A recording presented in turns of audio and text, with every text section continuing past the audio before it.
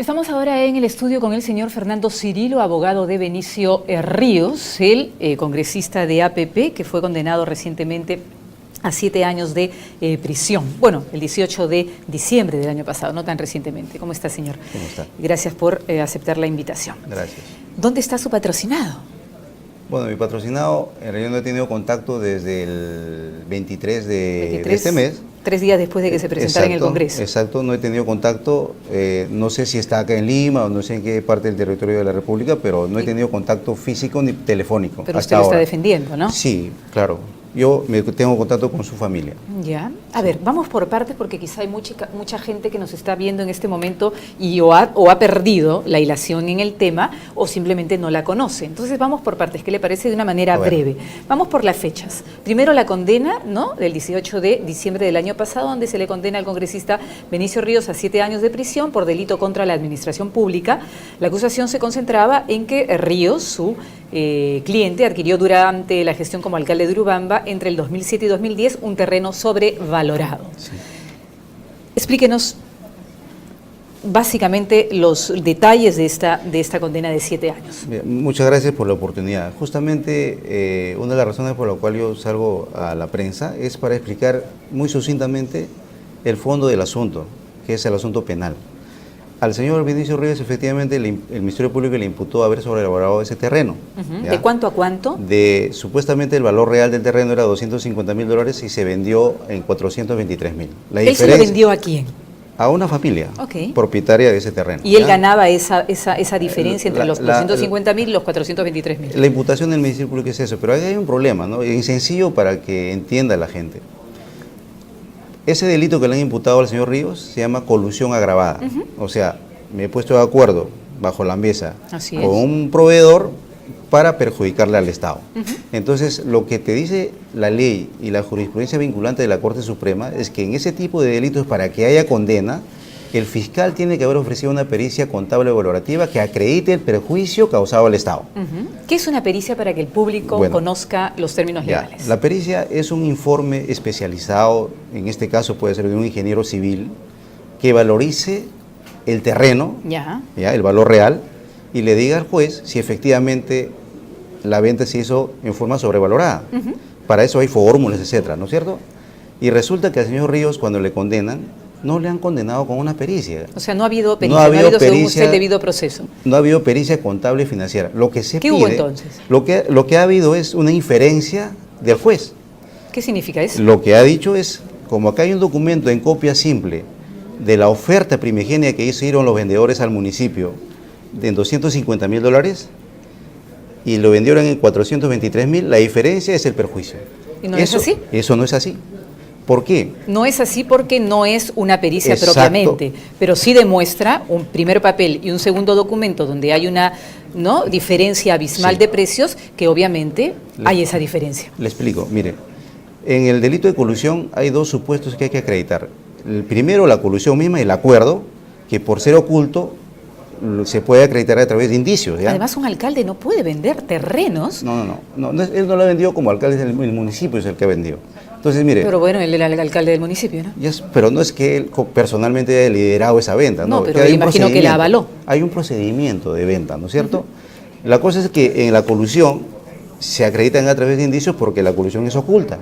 En cambio, el perjuicio requiere prueba directa para acreditar el perjuicio, que es la pericia. Entonces, entonces saltaron un paso. Por supuesto. Los de la Corte Suprema. El señor Ríos está mal condenado. Pero está mal condenado en la formalidad, pero es un hecho que el señor Ríos cometió un delito y que sobrevaloró un terreno. Por algo está condenado. Es un hecho a modo de imputación, ¿ya? Pero para que el Ministerio Público haya acreditado el perjuicio ha tenido que ofrecer una pericia. Lo increíble del asunto es que el Ministerio Público en el juicio nunca ofreció una pericia valorativa, jamás renunció a esa prueba. Y lo peor de todo es que el señor... ¿Esa pericia la solicitó el señor Benicio Ríos en su momento? El señor Ríos... ¿O usted la defensa? Sí solicitó una pericia y se hizo. Y lo peor de todo, ¿qué es lo que ha pasado en el proceso? Pero se hizo la pericia entonces. De parte. Resulta que esa pericia de parte se admitió y se discutió en el juicio oral. El perito nuestro fue examinado en el juicio oral. Pero en el momento de sentenciar el juez no lo valora. Por Okay. una... Entonces, ¿qué significa? Que el Estado pone su perito y ustedes, como la contraparte que se defiende, ponen también otro perito Exacto. y hacen dos pericias distintas. Pero en este caso, el Estado no puso No ningún puso el perito. suyo. Ok. Nosotros sí, pero el juez al momento de sentenciar no ha valorado ¿Y la qué pericia salió de la parte. pericia de ustedes? ¿Cuál fue el Que resultado? no había sobrevaloración. O sea que simplemente era 250 y se vendió a 250. No, el valor real era efectivamente el valor de los $423.000. Ah. $5 metro cuadrado. ¿Y de dónde saldría ese papel o ese documento que usted estaba hablando que habría costado 250 Fíjese, en una primera en primer transacción? lugar, ese documento es una copia simple que nunca fue ingresado al proceso de contratación a la municipalidad. ¿Me entiende? Ese es un documento en fotocopia simple que ingresó al proceso en la denuncia. El Ministerio Público lo introdujo a la discusión del proceso, pero eso no fue parte del proceso de contratación. Ahí nomás hay un problema del caudal probatorio del Ministerio Público que es muy frágil. Y según usted, según lo que nos está contando, que es su versión, obviamente la justicia peruana tiene otra y por eso lo ha condenado a 7 años de prisión. Y ahora el Congreso tiene otra, porque el Congreso ya ha dispuesto la captura del señor, que está nuevamente por segunda vez prófugo o desaparecido. ¿Quién sería la mano negra que quiere perjudicar al señor Benicio Ríos, siendo para ustedes inocente y según él también? Porque él ha proclamado el 20 de agosto en una reaparición en el Parlamento, donde hizo una conferencia de prensa, lo vemos ahí en pantalla. Sí. Él dijo a todas voces, a todo el país, que era inocente. Sí, mire, fíjese. ¿Quién quiere perjudicarlo? Mire, este es un asunto enteramente en realidad político y le voy a explicar por qué. ¿Por qué? Muy sencillo. Cuando el mismo juez que le condena, en la sentencia, en su fundamento 8.15, literal C, mire lo que dice. En ese sentido, es determinante que para la ejecución del mandato judicial de ejecución inmediata se debe requerir el levantamiento de la inmunidad parlamentaria de arresto del congresista Benicio Ríos Oxa. Muy bien, y para esta causa, para ese fin, este juez emite unos oficios a la Corte Suprema para que se cumpla el procedimiento de levantamiento de inmunidad de arresto. Que eso lo dio la sala del señor Bueno, Francisco Tábara, pero es que el 4 de abril. Ya, el problema es que esa comisión de la Corte Suprema no solicitó al Congreso el levantamiento de inmunidad de arresto. Lo que ha solicitado es otra cosa. Ha solicitado que le autoricen al Poder Judicial para que puedan ejecutar la sentencia condenatoria. ¿Qué significa eso? Que Ejecutar se haga, la sentencia, que se haga que se haga efectivo y el señor esté preso. exacto. Y ese supuesto solamente está reservado cuando un congresista comete delito flagrante.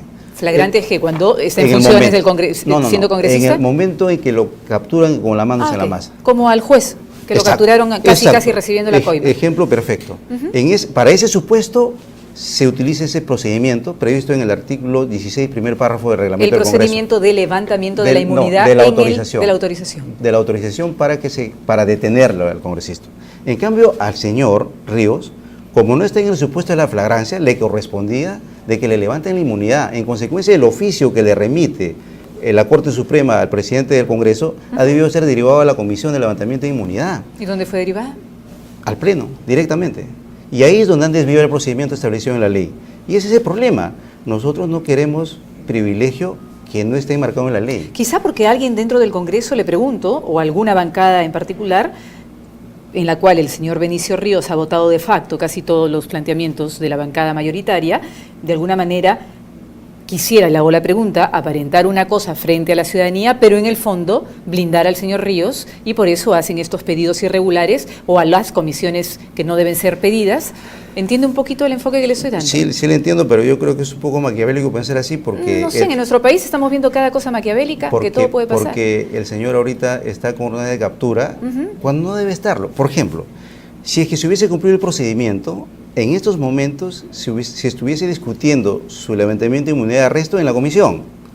Y si la comisión hubiese llegado a la conclusión de que efectivamente se le debía levantar la inmunidad de arresto, hubiese emitido un informe, lo manda al Pleno y el Pleno se sienta, discute y vota.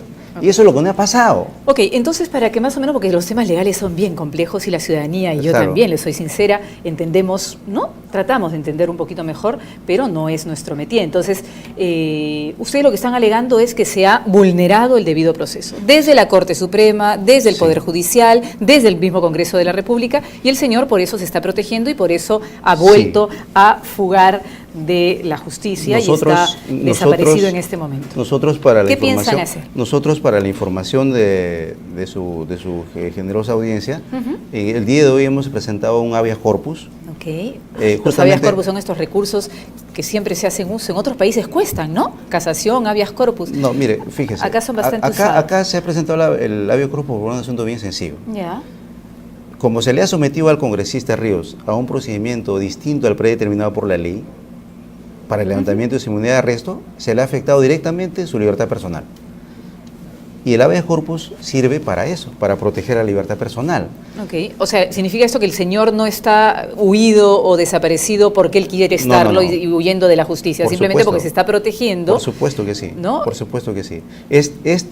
Mire, acá, por propia versión del señor presidente interino del Poder Judicial, el doctor Prado, y respecto a este asunto de la inmunidad de arresto, en la condición del congresista Ríos, es un tema, hay un vacío legal, lo acepta él mismo.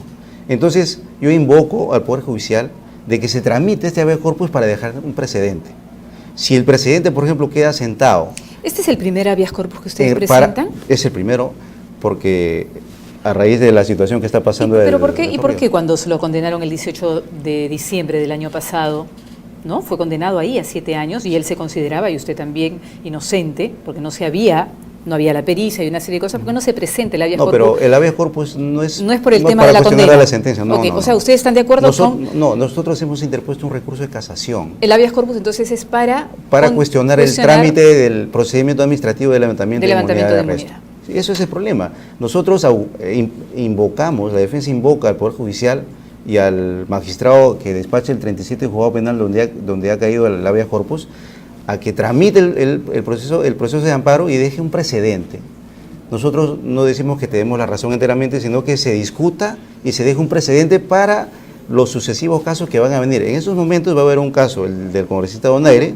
Sí, tenemos el caso de la congresista... ¿no? Dos congresistas de APP sentenciados en menos de un año. Pero en esa misma condición está una congresista que se pide Nanculi, hay un congresista Lapa, el congresista Martorell, y así, hay una lista que todos están procesados y condenados a algo. Exacto. Entonces, qué pena que el Congreso tenga tantas personas condenadas. Fíjese, ¿no? pero a su comentario, el problema en realidad no es de la inmunidad.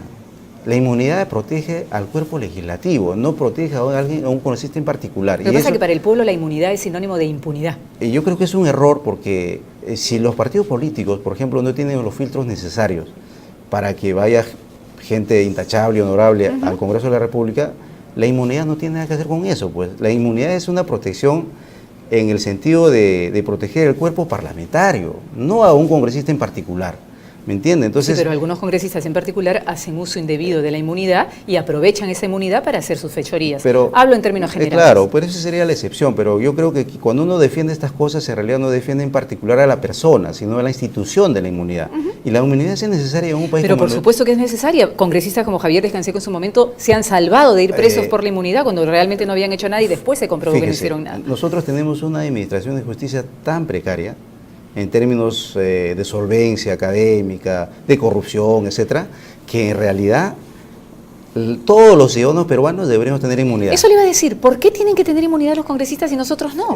Los ciudadanos de a pie deberíamos también estar protegidos con un recurso o con una institución como la inmunidad para que se respeten nuestros derechos hasta el final, ¿no? Mire, nosotros estamos viviendo una etapa muy triste para el sistema judicial en la que se ha descubierto, ¿no es cierto?, ya abiertamente, la forma en que se administra justicia acá en el país.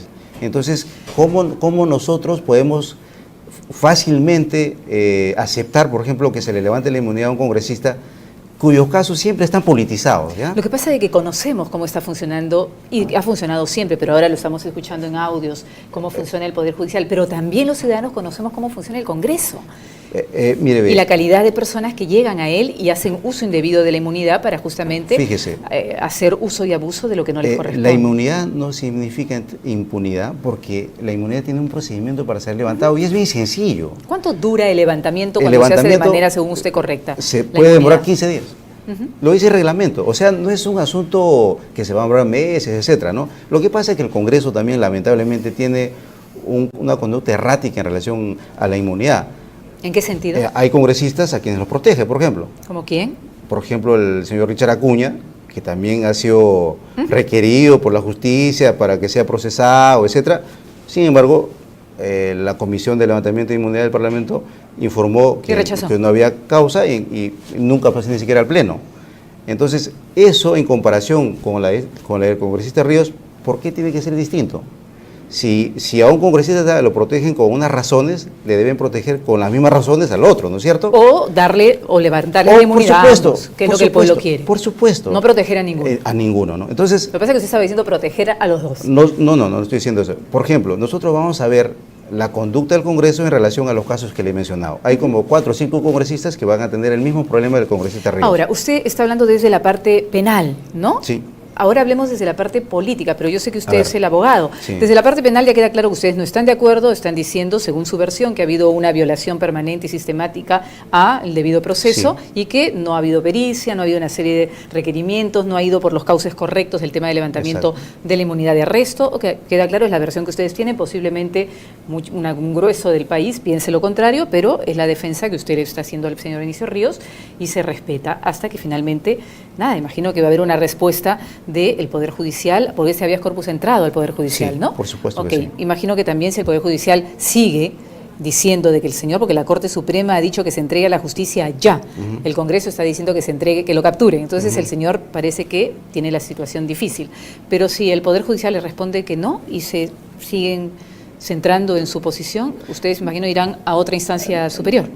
Por supuesto, pero acá el fondo del asunto en realidad se va a conocer cuando la Corte Suprema vea el recurso de casación que hemos interpuesto, que será más o menos en noviembre, por la carga que tiene, ¿ya? El recurso de casación normalmente es una figura o una herramienta legal que la gente la usa, prevista en la ley, pero que normalmente se usa para dilatar, ¿no?, los procesos y tener más tiempo. No necesariamente, porque con el nuevo modelo ese tipo de recursos son muy restrictivos, ¿no? Entonces, si no hubiésemos tenido razón en su interposición, la Sala Superior del Cusco liminalmente lo hubiese podido haber rechazado.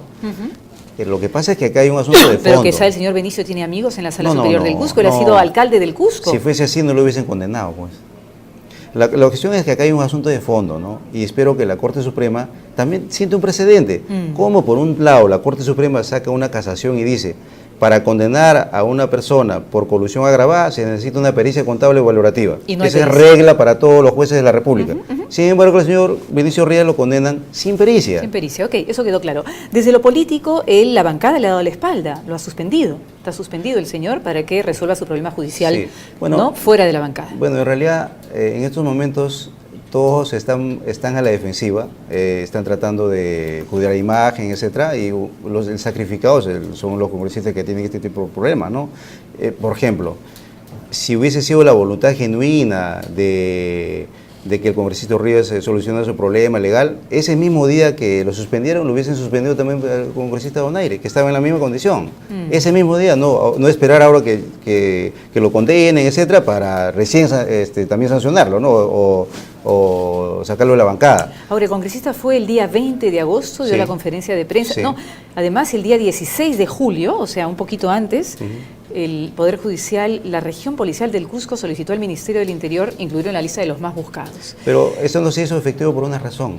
Lo que pasa es que hasta el 23 de agosto, el congresista Ríos, si bien es cierto que tenía una orden de captura, era inejecutable, porque el Congreso no se había pronunciado. Y ahora ya se pronunció. Ya se pronunció, pero irritamente. Claro, ¿no? se ha pronunciado, pero no hay el famoso tema de la inmunidad o el levantamiento de la inmunidad pedida. Sino, mire, para terminar con este asunto y para que quede claro, el artículo 16 del Reglamento del Congreso de la República solamente prevé una excepción que no está prevista con la inmunidad. Eso es que un congresista esté en flagrancia de delito. Entonces, la Corte Suprema lo que ha hecho con el señor es inventar una excepción más, que es la de un congresista condenado en doble instancia. Esa excepción debería ser llenada a través de una ley, no a través de una interpretación de un juez, pues.